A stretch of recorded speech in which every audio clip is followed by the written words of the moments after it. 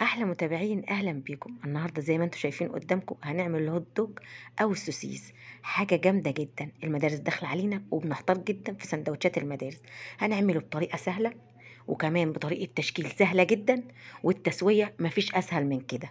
زي ما انتم شايفين هتعملوا منه احلى سندوتشات، وكمان مش بس للمدارس، ده ممكن تنفعك غدا وممكن تنفعك عشاء. او تقطعيه كده وتعمليه بالبيض، او تشوحيه في بصل وفلفل وكاتشب ومايونيز واعملي لهم احلى سندوتشات. يلا اعملوا لايك، واللي مش مشترك يشترك ويفعل الجرس عشان يوصلكم كل جديد. وتعالوا نشوف هنعمل الجمال ده ازاي. اول حاجه انا معايا نص كيلو صدور فراخ، انا مقطعهم كده صغير عشان خاطر يسهل معايا في الكب. هنشتغل على نص كيلو، ولو عجبك ممكن تضاعفي الكميه. بحط نص كيلو الصدور في الكبه، وبجيب البهارات.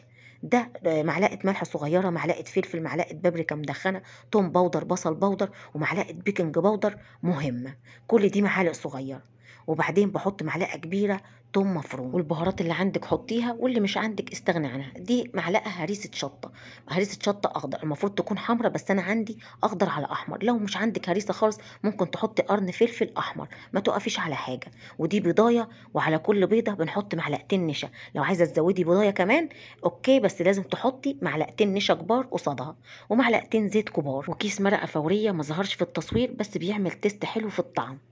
وبضرب كل الخليط ده في بعضه.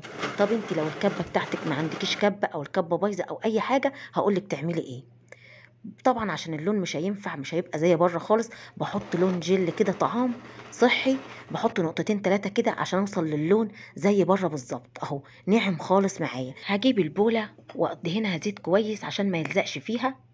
طب انت عندك الكبه، مش ما عندكيش كبه، او الكبه بايظه، او مش، او الكبه مثلا مش قويه، اعملي في مطحنه الخلاط. مطحنه الخلاط وعملت فيها كذا مره. بجيب مطحنه الخلاط اطحن فيها الفراخ، وبعدين بحط التوابل واقلب كله في بعضه، وبضرب شويه بشويه في مطحنه الخلاط هتوصلي للقوام ده. ما توقفيش نفسك على حاجه. باجي بقى اشكله. بجيب الصينيه بدهنها كويس بالزيت، وباجي بقى اجيب كيس مطبخ، كيس عادي خالص اهو، وبدهنه برضو بالزيت. وبعدين بعد ما بدهنه كويس بخلي الزيت جنبي عشان خاطر ادهن منه ايدي. وادي الخليط اهو، المفروض ان انا كنت حطيته في التلاجة شوية بس انا مستعجلة عشان اخلص الفيديو، فانا هشتغل على طول. بدهن ايدي وباخد حتة كده بدورها في ايدي كويس، وبعدين بحطها في نص الكيس وبتني عليها الكيس، وبجيب سكينة اثبت الظهر السكينة كده وبسحب في الكيس. هتبص تلاقي اتشكل لوحده اهو. بثبت ظهر السكينة وبسحب الكيس فبتتشكل لوحدها زي ما انتوا شايفين، مفيش اسهل من كده. وبعدين بحطها في الصينية. هعمل كمان واحدة معاكم اهو.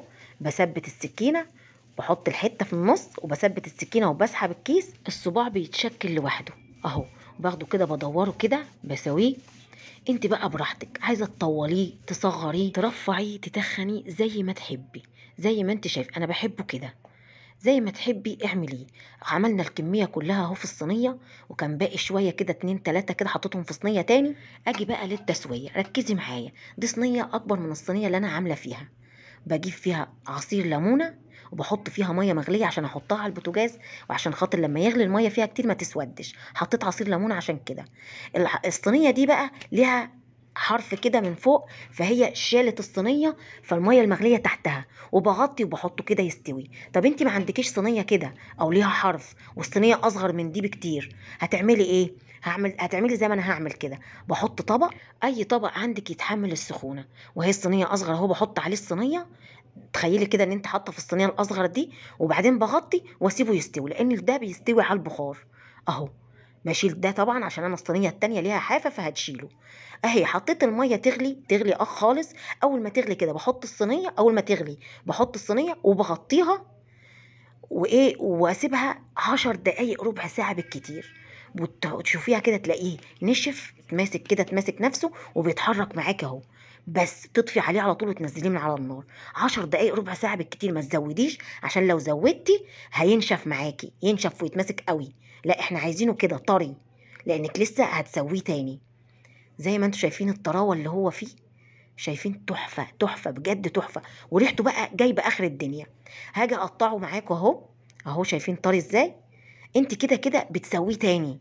يعني ممكن اللي بتقطعيه ده ممكن تعمليه بالبيض او تشوحيه في بصل وفلفل اهو. شايفين ناعم ازاي؟ ناعم جدا وتحفه، عشان انت ضرباه كويس في الكبه. اللي ممكن تقطعيه كده وتعمليه بقى زي ما انا بقولك في البيض، او تشوحيه ببصل وفلفل. اهو هوريهولكوا اهو، وبوريكوا النعومه اللي هو فيها، تحفه جدا جدا. هاجي بقى اقلي كام واحده كده في الزيت، ده اللي هعمله سندوتشات. طبعا هو في المرحله دي انت ممكن تفرزيه وتطلعيه على الآلية على طول، تطلعيه على التحمير على طول، عشان خاطر تخليه للمدارس. اهو احمر كام واحده معاكم عشان اعملها سندوتشات معاكم. شايفين؟ تحفه. عشان كده بقولك ما تزوديش عليه التسويه، لانك كده كده انت يا اما بتحمريه يا اما بتقطعيه وتشوحيه. ولو مفرز برضو بتطلعيه على التحمير على طول، بتطلعيه مجمد على التحمير على طول. وبرضو تقطعيه برضو هو مجمد وتشوحيه على طول لو هو متفرز. شايفين؟ هنعمل احلى سندوتشات. واكياس الكاتشب الصغيره عشان بسهل عليك الدنيا، يعني لو ما عندكيش كاتشب وما ناس تجيب اكياس صغيره وتعمليها، تحفه طعمه روعه. انا عيالي بصراحه ما بيعجبهمش العجب، عجبهم السندوتشات دي قوي وبيحبوها قوي. وكمان ارخص من بره بكتير. انا عارفه ان هو غالي، لكن انا عمري ما بشتريه من بره، لانك بره انت ما تعرفيش معمول من ايه. يمكن انت عاملاه فراخ بس، لكن هو بره انت ما تعرفيش، ممكن يكونوا ولا حاطين فراخ ولا حاطين لحمه. لو حابين اعمله لكم باللحمه اكتبوا لي في التعليقات. يا رب يكون عجبكم وتجربوه، وبالهنا والشفا لكل اللي يجرب. ويا ريت اللي يعجبه يعمل لايك، واللي مش مشترك يشترك ويفعل الجرس عشان يوصلكوا كل جديد، عشان اللي جاي احلى بكتير.